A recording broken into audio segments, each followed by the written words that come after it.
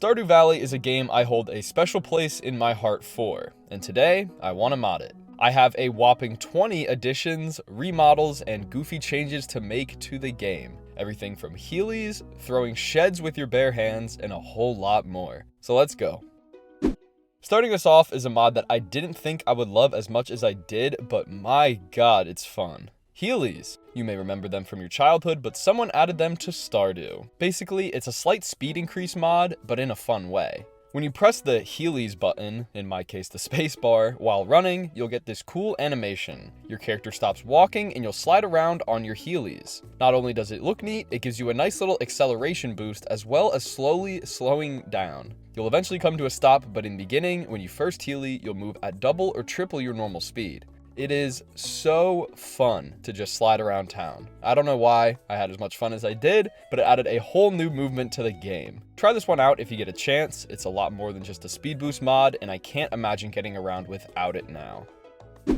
Here's something I think should have been in the base game anyway. Taking a break recovers health and energy. With this mod on, after standing still for about 5 to 10 seconds, you will start slowly recovering lost energy or health. Obviously, if you move, swing a tool, or take damage, it will stop this process, but I think it's a very welcome addition. I think taking a break should be a viable way of getting energy back, like hanging out in the corner of a cave floor to recover after a big fight. But, funny enough, I think the creator forgot to cap the health bar because it will continue to give you more health, even after reaching your max. It behaves with energy just fine, stopping once it got to 500, which was my cap, but the health just kept going past the cap. Even the graphic for the bar carries up off the screen, and I got it all the way to the top of the HUD at one point. I think this is a great mod, and I will definitely keep it on during my playthroughs as it just makes sense. Haha, this one's one of my personal favorites. Move anything. Now, your character has the strength to lift up buildings and throw them somewhere else. That's right, any object, crop, animal, tree, or virtually anything else can be picked up and placed down again, without having to do anything special really. Just hold down your left Alt key, left click on the thing you want to move, and bam.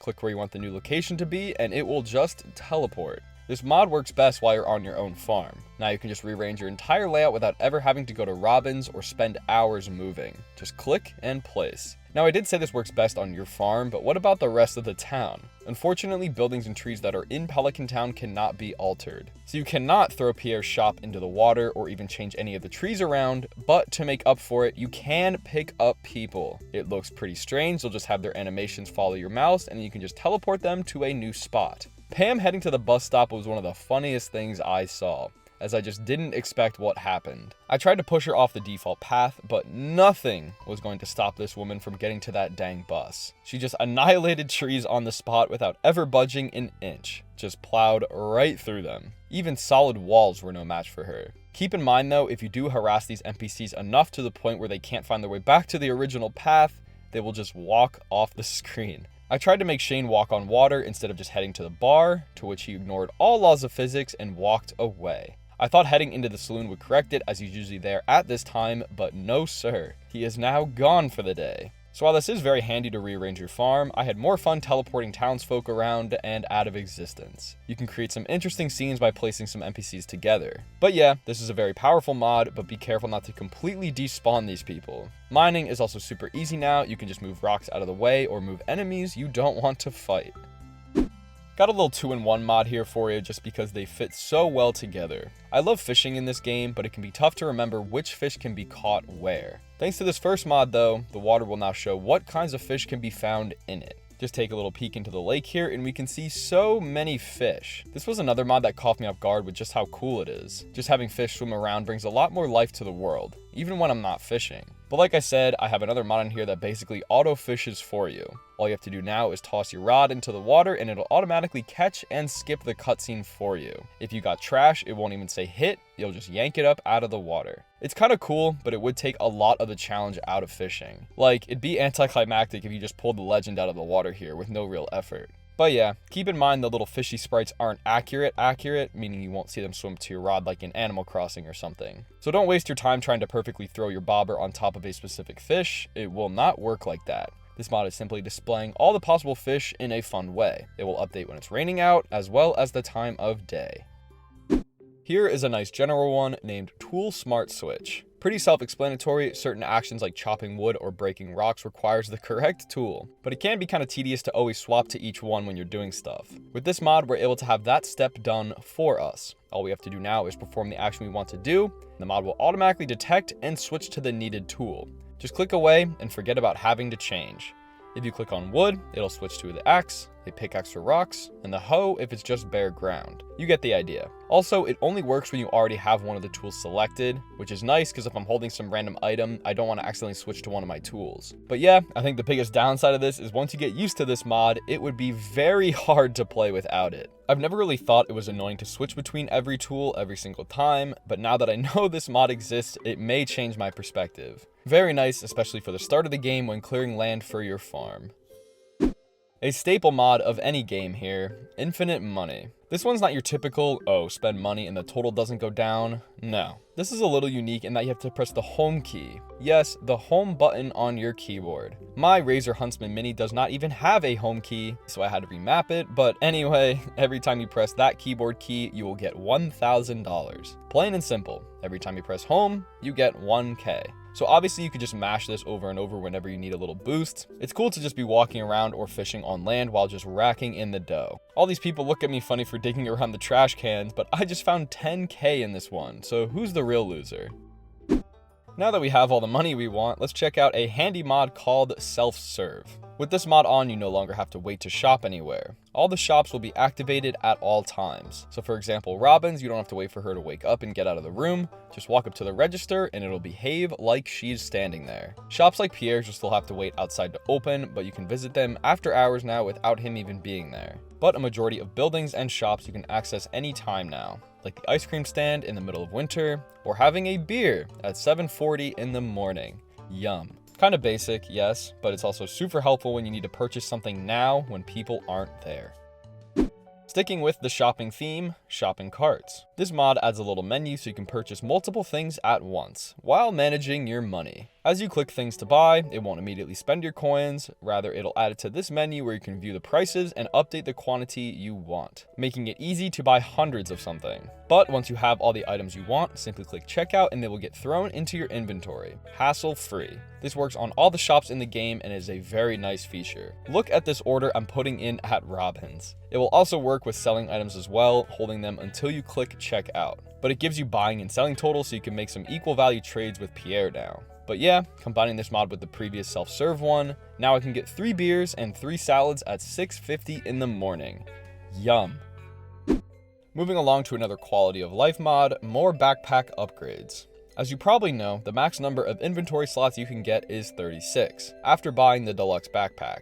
But this mod doubles that number. Now you have 3 more upgrades to buy, each unlocking you another row. The Super Backpack is 50k and gives you 48 slots. The Super Duper Backpack is 250k and gives you 60 slots. And the Super Califragilistic Backpack comes out to 72 slots, but it's $1 million. Still, this doubles the inventory rows you can get now, allowing for such an insane amount of storage. Look at how much 72 slots really is. I don't think I'd ever need this much. One downside, or maybe upside depending on how you look at it, but one side is that quick tabbing through the rows won't let you access the 3 new ones. It'll just cycle through the first 3. So yes, while it would be a pain to cycle through 6 rows every single time you want to get something, it also allows you to just have 3 straight rows of storage. I don't think there are too many scenarios where you would need 72 available spots unless you're completely rearranging your farm, or just went on the mining expedition of a lifetime. Still, gotta love the option to have more. I would also be super careful when turning this mod on or off. If you have a bunch of stuff in the later rows and then delete the mod, you may also delete all of those items too. I'm not really sure, but I imagine that's what's going to happen, so keep that in mind. Those who have played Stardew Valley are all in agreement that it sucks that we can't play on the playground here. Well, thanks to this mod, you can. First up, swinging functionality. The model looks really neat swaying back and forth, and they did a really nice job on it. Next is the slide. If you walk up to the rock wall, your character will start climbing and slide down. And finally, the rocking horse gives you another little cool animation. You don't have to touch anything. Finally, after all these years, the playground is functional. I just threw this in there because it was small and kind of cool, but ended up really liking it a lot. It just adds more personality to the game. I don't know. I love it a lot, and maybe it'll get incorporated into the base game someday.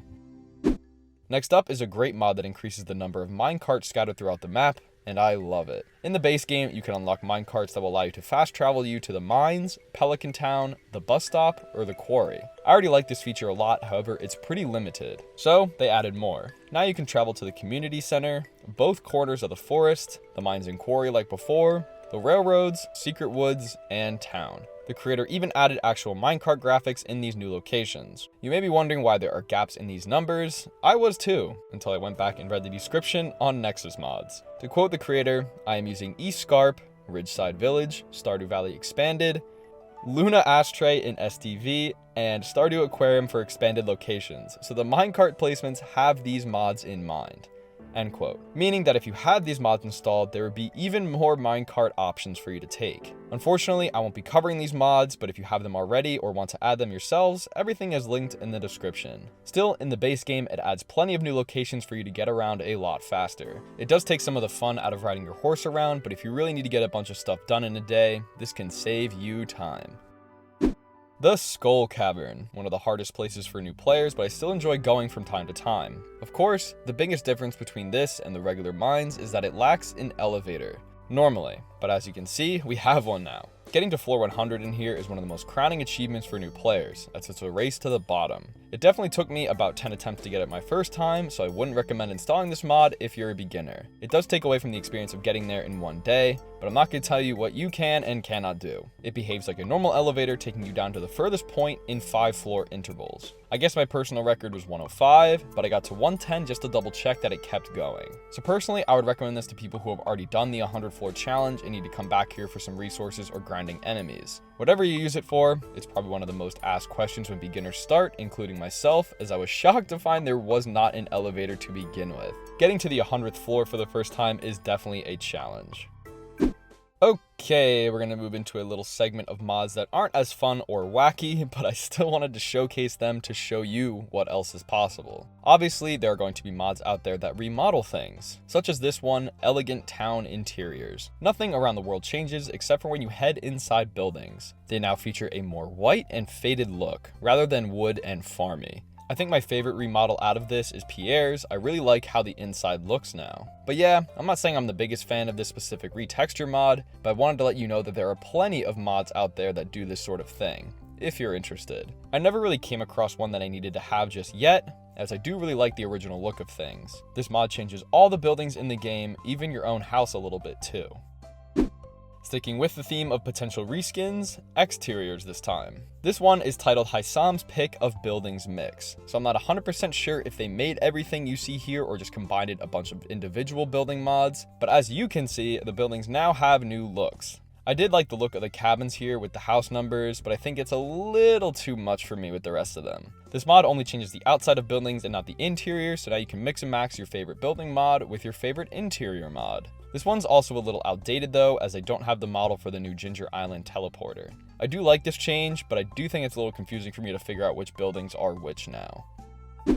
The third and final mod of our little segment here is Starry Night UI. This is probably my favorite of the three as it retextures the interface of the game. Starting with the title screen, you get this deep blue that has a nice feel to it, but virtually everything is changed. The menus, dialogue boxes, everything. I do like it, it's like Stardew Dark mode or something. I can get on board with this one as I don't have to relearn buildings or anything, and it's just nicer on the eyes. But that concludes our little segment of showing you ones that I have to show you. Again, I'm not the biggest fan of these mods, but I wanted to say, hey, these are possible if you like them. Here is a classic mod that I think a lot of Stardew players will appreciate. NPC Map Locations. There are times when I play this game and I need to find someone to give them something, and they're just nowhere to be found. Now, you'll have 24/7 live access to everyone's exact locations. Hooray! It'll update in real time, or as real time as it can get, because looking at the map pauses the game.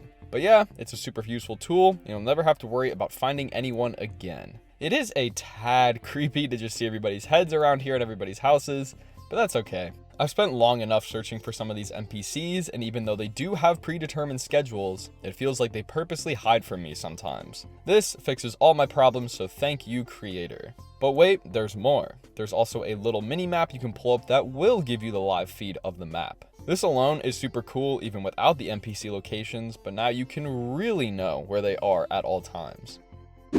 Now onto an actual farming mod, as we really haven't done any of these yet, but this one's kind of the best for displaying crop information. Just hover over some crops while pressing a button, and you'll get a detailed rundown of what's going on. Here, as you can see, we have some blueberries I just planted, and it reads the phase, day, and growth of each crop. Growth is like the overall when the crop will be ready, but the phases are just the different sprites for the crop growing from a seed to a blooming plant. The 1 out of 2 days means that in a day we'll get a different model, and lo and behold, we did. I just stuck with blueberries until they were fully grown, but yeah, it's accurate and it gives you a lot of info about crops. It also just helps you keep tabs on everything in case you forget which days you planted which crops.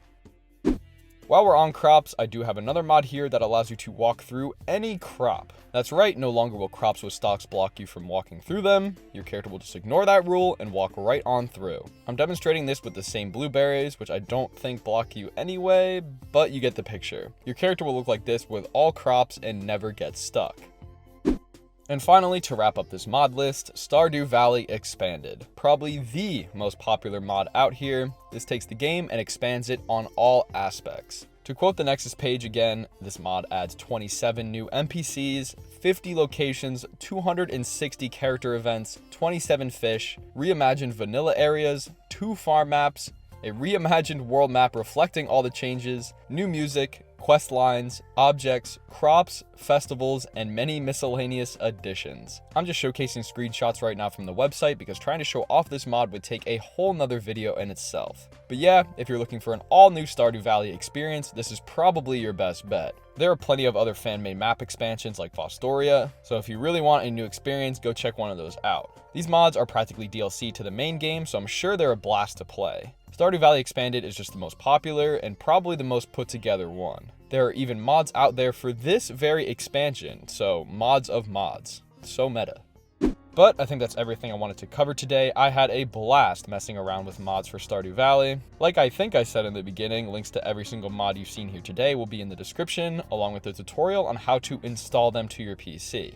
It's very easy to mod this game, especially compared to Switch games. You just drag and drop the files in. Maybe I'll come back to this one day and cover more mods in the future, as there are thousands for this one. But for now, I'm gonna get up out of here. Thank you guys so much for watching, and as always, see ya!